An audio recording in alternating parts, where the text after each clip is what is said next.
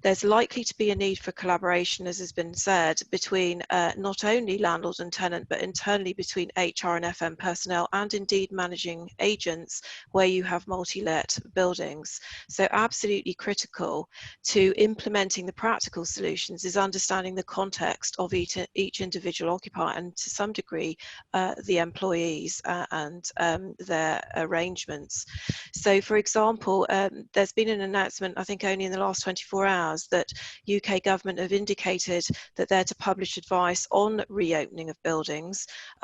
with a focus particularly looking at this in granular detail with the Health and Safety Executive. And so the Department for Business, Energy and Industrial Strategy is looking to approve apparently standards for employers, and that's going to impact here. If so, I think also there's been quite a lot of press about other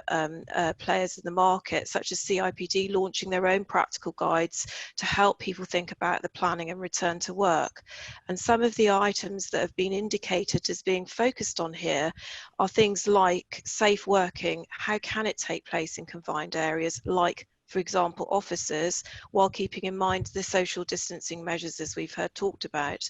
Advice also to restrict access, interestingly, to communal workplace spaces.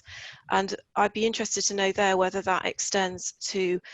building lobbies and lifts, but also to perhaps within office space, communal areas such as office canteens, areas for coffee and breakout space, which has been quite fashionable to bring into offices, particularly those recently where in fact the serendipitous encounter at the coffee point is to be encouraged, and the collaborative ways of working in open plan have looked at those areas and the proximity of people. So it's encouraging to hear the practical measures, but if that's the guidance that is likely to be is to influence from government the granular detail return to work, it'll be interesting for us to spotlight on that and see how those requirements, which are necessarily going to influence guidance and therefore probably employment legislation, are going to interplay with these practical aspects.